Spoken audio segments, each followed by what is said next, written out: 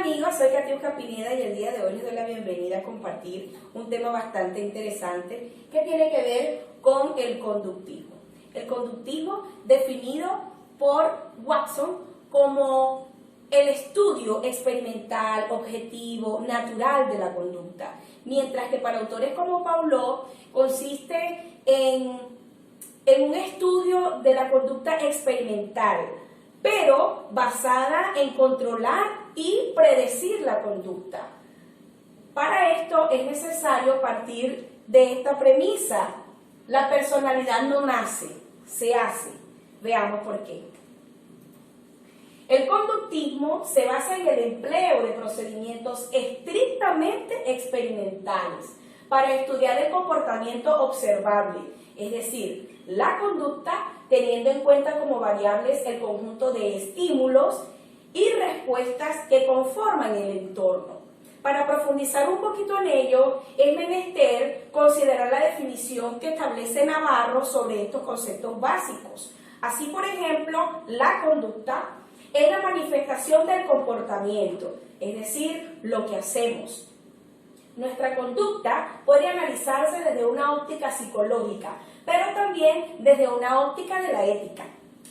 El mismo autor indica que un estímulo se refiere a cualquier señal, información o evento que produce una reacción o respuesta de un organismo. Pero en relación a la respuesta indica que es cualquier conducta que un organismo que surge como reacción a un estímulo. Por lo tanto, el condicionamiento es un tipo de aprendizaje derivado de la asociación entre los estímulos y las respuestas. De allí que la característica fundamental o esencial del conductismo, considero, es que se fundamenta en la psicología científica. Abordaremos a partir de este momento tres teorías que soportan y fundamentan el conductismo. De allí, John Watson estableció ciertos estudios experimentales con niños y ratas. Por su parte, Ivan Pavlov los realizó con perros y Skinner también con ratas. John Watson, en su teoría, aplicó el método científico a la psicología humana. El objetivo de la psicología era predecir y controlar la conducta. La conciencia de los estados mentales no eran parte de la psicología y la introspección no era el método apropiado para estudiar los fenómenos del comportamiento. En este tipo de experimentos, Watson aplica sus principios conductistas a la crianza de sus propios hijos. Busca obtener una opinión objetiva para el comportamiento humano. La inteligencia, el temperamento y la personalidad es determinada sin duda por el entorno que le rodea. En este experimento, Watson realizó varias facetas con un niño de nombre que científicamente fue connotado como Albert, pero no se supo en realidad si ese era el nombre del propio niño al cual Watson sometió el experimento. Lo cierto es que en un cuarto encerraron al niño con una rata de pelo blanco y él observaba con su asistente cuál era la reacción del niño.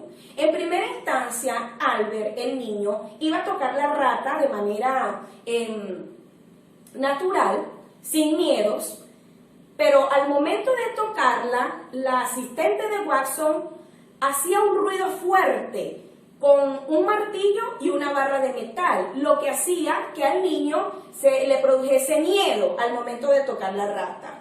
De manera que él representaba el sonido con el temor y la reacción era que no podía tocar la rata. Es decir, que en este experimento se estaba condicionando la conducta de este niño a través de estos estímulos. A tal punto de que el niño, cuando iba a tocar sus propios juguetes, sus peluches, tenía miedo si tenían pelo y mucho más si eran de color blanco. Lo mismo ocurrió con sus propios hijos.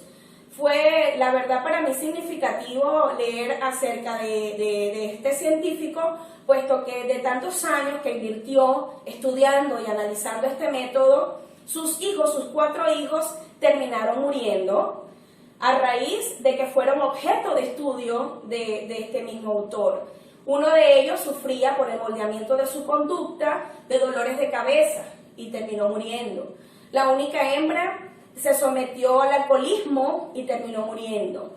Otro hijo se ahorcó y el último cayó en síndromes depresivos y terminó muriendo. Significa que Watson se dio cuenta, lastimosamente a raíz de su propia experiencia, que el conductismo no le daba al ser humano esa posibilidad de autodesarrollarse, de ir más allá de lo que el entorno le ofrecía al hombre, ¿no? Lastimosamente tuvo que echar a la basura todas esas producciones escritas y para lo cual autores y otros estrategas dejaron lo que hoy tenemos como el conductismo conocido por John Watson. Asimismo ocurrió con Ivan Pavlov, quien estudió una teoría bastante interesante que tiene que ver con el condicionamiento clásico. Es un proceso de aprendizaje mediante el cual el organismo aprende a responder ante un estímulo que antes no respondía, por asociación con otro estímulo que sí producía esa respuesta. Se trata de un estímulo más una respuesta que nos conlleva a un condicionamiento. Ivan Pavlov centra su atención en el estudio de la conducta observable para controlarla o para predecirla. Su objetivo era conseguir una conducta determinada. De allí que sometió a análisis el comportamiento o la conducta de un perro cuando apenas le sonaba una campana, no salivaba, mientras que cuando le mostraban un plato de comida, inmediatamente salivaba. Luego, Ivan Pavlov asoció la campana con la comida, mostrándosela a la vez, y el perro salivaba. Finalmente, moldeó la conducta y la condicionó, a tal punto de que el perro ya luego, cuando solo sonaba la campana, salivaba, porque representaba una respuesta, ¿sí? Entonces, la aplicación y ejemplo a nivel educativo, pedagógico, de esta teoría pudiera ser cuando el docente condiciona al alumno a entrar al salón de clase solo cuando suena el timbre, diciéndole que si no entran después del sonido del timbre, que sería el estímulo condicionado, pues perderían puntos de su calificación, por lo tanto condiciona a que entren temprano, lo cual sería la respuesta condicionada. Seguidamente tenemos Skinner.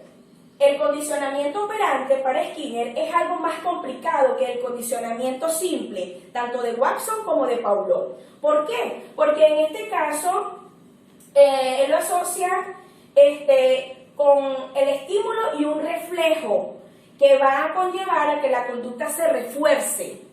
Es decir, en el caso del condicionamiento operante, se requiere un aprendizaje sobre lo que ocurre después de la conducta. Por ejemplo, en el caso de la caja de Skinner, que ya lo vamos a ver, la rata aprende después de pulsar el botón, bien para que le pegue corriente o bien para que le proporcione comida. Veamos. Los reforzadores pueden ser, para este experimento que él realizó, tanto positivos como negativos. Es una forma de enseñanza mediante la cual el sujeto tiene más probabilidades de repetir la forma de conducta que conllevan consecuencias positivas y menos probabilidad de repetir las que conllevan problemas.